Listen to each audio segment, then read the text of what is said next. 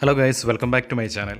ഇന്ന് ഞാൻ ചെയ്യാൻ പോകുന്നത് ചെയിൻ സ്പ്രോക്കറ്റ് തീർന്ന ഒരു ബൈക്കിൻ്റെ ചങ്ങലക്കണ്ണി കട്ട് ചെയ്ത് അതേ ചെയിൻ സ്പ്രോക്കറ്റിൽ തന്നെ വീണ്ടും ഘടിപ്പിക്കുക എന്നുള്ളതാണ്.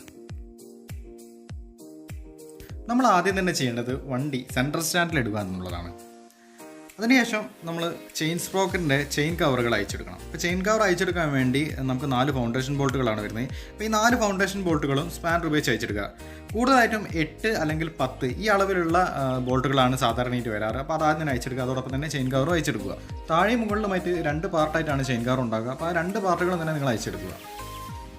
അടുത്തൊരു നമുക്ക് അയച്ചെടുക്കേണ്ടത് എഞ്ചിൻ ഭാഗത്തുള്ള ചെറിയ ചെയിൻ സ്പ്രോക്കറ്റിൻ്റെ കവറാണ്. ഈ സ്പ്രോക്കറ്റിൻ്റെ കവർ നമ്മൾ അയച്ചെടുക്കാൻ വേണ്ടിയിട്ട് 8ൻ്റെ 3-4 ഫൗണ്ടേഷൻ ബോൾട്ടുകൾ ഉണ്ടാകും. ഈ ബോൾട്ടുകൾ ടീ സ്പാനർ ഉപയോഗിച്ച് അയച്ചെടുക്കുന്നു. സോ ഇത്തരത്തിൽ ഫൗണ്ടേഷൻ ബോൾട്ടുകളെല്ലാം അയച്ചെടുത്തു എങ്കിലും കേസിംഗ് പുറത്തേക്ക് കിട്ടുന്നില്ല. അതിന് ബ്ലോക്കായിട്ട് ഗിയർ പെഡൽ നിൽക്കുന്നുണ്ട്. സോ ഗിയർ പെഡലും കൂടെ അയച്ചെടുത്താലേ നമുക്ക് സാധിക്കുള്ളൂ. സോ അതിനായിട്ട് ഗിയർ പെഡലിൻ്റെ ഒരു 10ൻ്റെ ബോൾട്ട് വരുന്നുണ്ട്. ആ ബോൾട്ട് കൂടെ നമ്മൾ അയച്ചെടുക്കുന്നു. അതിനുശേഷം ഗിയർ പെഡൽ പതുക്കെ നമ്മൾ ഊരി മാറ്റുകയാണ്.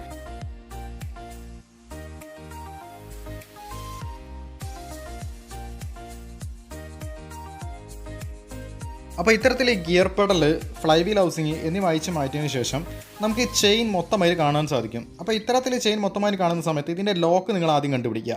അപ്പോൾ ചെയിൻ ഒരു ലോക്കാണ് ഉണ്ടാവുക. ആ ഒരു ലോക്ക് ഒരു കണ്ണിയും കിടക്കുന്നുണ്ടാവും. ആ ലോക്ക് നിങ്ങൾ കണ്ടുപിടിക്കുക. അതിനുശേഷം ഒരു നോസ് പ്ലെയർ അല്ലെങ്കിൽ ഒരു കട്ടിംഗ് പ്ലെയറിൻ്റെ സഹായത്താൽ ഈ ലോക്കിനെ നിങ്ങൾ അൺലോക്ക് ചെയ്യണം. അൺലോക്ക് ചെയ്യാൻ വേണ്ടിയിട്ട് ഈ പ്ലെയർ കൃത്യമായിട്ട് ഇതിൻ്റെ ലോക്കിനുള്ളിലേക്ക് ഇൻസേർട്ട് ചെയ്ത് വെച്ചിട്ട് ആ ഒരു ജോയിൻറ്റ് വരുന്നുണ്ട്. ആ ജോയിൻറ്റ് അവിടെ ലോക്കാക്കി പിടിച്ചിട്ട് ഒന്ന് ടൈറ്റ് ചെയ്ത് തിരിച്ച് കഴിഞ്ഞാൽ ഈ ലോക്ക് അൺലോക്ക് ചെയ്യും. അതിനുശേഷം നിങ്ങൾ ഈ ലോക്ക് എടുത്ത് ഭദ്രമായി സൂക്ഷിച്ച് വെക്കുക. എന്താണെന്ന് വെച്ച് കഴിഞ്ഞാൽ ഇത് തന്നെയാണ് നമ്മൾ വീണ്ടും റീയൂസ് ചെയ്യാൻ പോകുന്നത്. ഇതിൻ്റെ തൊട്ട് പുറകിലായിട്ട് ഇതിൻ്റെ ഒരു പ്ലേറ്റ് വാഷറും കൂടെ കിടക്കുന്നുണ്ടാവും. ഈ വാഷറും ഇതേ രീതിയിൽ നിങ്ങളൊന്ന് തട്ടിയെടുത്തിട്ടൊക്കെ അയച്ച് പുറത്തേക്ക് എടുക്കുക. കിട്ടുന്നില്ലെങ്കിൽ പ്ലെയർ ഉപയോഗിച്ചൊന്ന് ലോക്ക് ചെയ്ത് പിടിച്ച് വലിച്ചു കഴിഞ്ഞാൽ കിട്ടുന്നതാണ്. അതിനുശേഷം വളരെ ഈസി ആയി തന്നെ നമുക്ക് ഈ ചങ്ങലയെ സെപ്പറേറ്റ് ചെയ്യാൻ വേണ്ടി പറ്റും. അപ്പോൾ അതിനുശേഷം ചങ്ങല നിങ്ങൾ ചെയിൻ സ്പ്രോക്കറ്റിൽ നിന്ന് അയച്ച് നല്ല വൃത്തിക്ക് ഒരു സ്ഥലത്ത് ഹോൾഡ് ചെയ്ത് വെക്കുക. സോ ഇനി നമ്മൾ ചെയ്യാൻ പോകുന്നത് ചങ്ങലയുടെ കണ്ണി കട്ട് ചെയ്യാൻ വേണ്ടി പോവുകയാണ്. അപ്പോൾ ഇത് കട്ട് ചെയ്യുന്നതിന് മുൻപായിട്ട് എത്ര കണ്ണികൾ നിങ്ങൾ എടുക്കണമെന്നുള്ളത് ആദ്യമേ നിങ്ങൾക്കൊരു ധാരണ ഉണ്ടായിരിക്കണം. ഈ ധാരണ പ്രകാരം നമ്മളൊരു ഗ്രൈൻഡർ എടുക്കുകയും ഈ ഗ്രൈൻഡർ ഉപയോഗിച്ച് ആ കട്ട് ചെയ്യേണ്ട ചങ്ങല കണ്ണിയുടെ ലോക്കിൻ്റെ ഭാഗത്ത് ആ ലോക്ക് വരുന്ന ഭാഗം നിങ്ങൾ ഗ്രൈൻഡ് ചെയ്ത് കളയുക.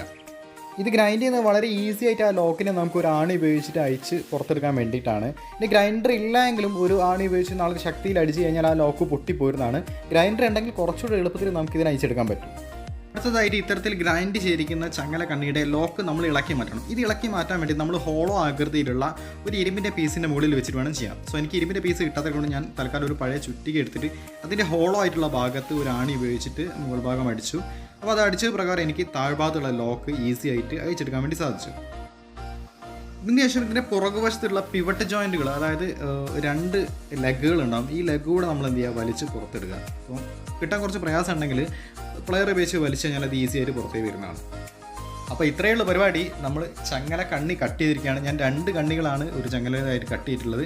ഇനി ബാക്കിയുള്ള ഭാഗങ്ങൾ കൂട്ടി യോജിക്കുന്ന പരിപാടിയാണ്. സോ നമുക്ക് അതിലേക്ക് പോകാം. ഇത് കൂട്ടി യോജിപ്പിക്കുന്നതിന് മുൻപായിട്ട് നിങ്ങൾ ചെയിൻ സ്പ്രോക്കറ്റിൻ്റെ അതായത് പുറകിലെ അഡ്ജസ്റ്റ്മെൻറ്റ് നട്ടുകൾ മൊത്തമായിട്ട് ലൂസ് ചെയ്ത് വെച്ചതിന് ശേഷം മാക്സിമം ചെയിൻ സ്പ്രോക്കറ്റ് ഉൾഭാഗത്തേക്ക്, അതായത് ഏറ്റവും ബിഗിനിങ് സ്റ്റേജിലേക്ക് അടുപ്പിച്ച് വെക്കണം. അതായത് ടയർ ഏറ്റവും മുൻപോട്ടേക്ക് തള്ളിപ്പിടിച്ച് നിർത്തിയിട്ടുണ്ടായിരിക്കണം. ഇതിനുശേഷം നിങ്ങൾ ചെയിന് നല്ല കൃത്യമായ രീതിയിൽ തന്നെ ചെയിൻ സ്പ്രോക്കറ്റിൻ്റെ മുകളിൽ ഇടുക, അതായത് ഇൻസേർട്ട് ചെയ്യുക. ഇത്തരത്തിൽ ഇൻസേർട്ട് ചെയ്യുമ്പോൾ ശ്രദ്ധിക്കേണ്ട ഒരു കാര്യം, ഈ 2 ചെയിനിൻ്റെ അഗ്രങ്ങളും കൂട്ടിമുട്ടുന്ന രീതിയിൽ വേണം ചെയിൻ സ്പ്രോക്കറ്റിൻ്റെ പല്ലുകൾക്കിടയിൽ വരാൻ. അതായത് ഇവൾക്കിടയിൽ ഒരു പല്ലിൻ്റെ പോലും ഗ്യാപ്പ് ഉണ്ടാവാൻ പാടില്ല. അതിനുശേഷം ചെയിൻ ലോക്കിൻ്റെ ആദ്യത്തെ ഭാഗം നിങ്ങൾ ഇതിൻ്റെ ഉള്ളിലേക്ക് ഇൻസേർട്ട് ചെയ്ത് വെക്കുക. ശേഷം രണ്ടാമത്തെ പ്ലേറ്റ് വാഷറിൻ്റെ ഭാഗം കൂടി കൃത്യമായിട്ട് ഇതിനകത്തേക്ക് ഇൻസേർട്ട് ചെയ്യുക. അപ്പോൾ ഇൻസേർട്ട് ചെയ്യുന്ന സമയത്ത് ബുദ്ധിമുട്ട് അനുഭവപ്പെടുകയാണെങ്കിൽ നിങ്ങളൊരു പ്ലെയർ ഉപയോഗിച്ചിട്ട് ഒന്ന് അമർത്തി കഴിഞ്ഞാൽ അത് ആ പ്ലേറ്റ് വാഷർ കൃത്യമായിട്ട് ഈ ചെയിൻ്റെ അകത്തേക്ക് കയറുന്നതാണ്. അതിനുശേഷം ഫൈനലായിട്ടുള്ള നമ്മുടെ ലോക്കാണ് ഇടാൻ പോകുന്നത്. ഈ ലോക്ക് നിങ്ങൾ വീഡിയോയിൽ കാണുന്നത് പോലെ തന്നെ ഈ 2 ചെയിൻ ലെഗുകൾക്കിടയിലേക്ക് ഇറക്കി വെക്കുക. ഇറക്കി വെച്ചതിന് ശേഷം ഫസ്റ്റ് ലെഗിൻ്റെയും അതേപോലെ തന്നെ ഈ ലോക്കിൻ്റെയും ഭാഗത്തായിട്ട് പ്രസ് ചെയ്ത് പിടിച്ച് ഒന്ന് അമർത്തി കഴിഞ്ഞാൽ ഈ ലോക്ക് രണ്ടാമത്തെ ലെഗിനകത്തേക്കും കയറുന്നതാണ്. അപ്പോൾ ഇതോടുകൂടി ചെയിൻ ലോക്കിംഗ് മൊത്തമായിട്ടും പൂർണ്ണമാവുന്നു.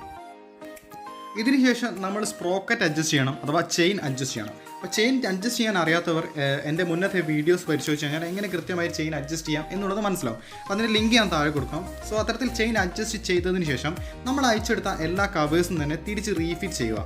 അതായത് ചെയിൻ സ്പ്രോക്കറ്റിൻ്റെ കവർ, അതേപോലെ തന്നെ ചെയിൻ കവേഴ്സ്, ഇതെല്ലാം തന്നെ തിരിച്ച് റീഫിറ്റ് ചെയ്യുക.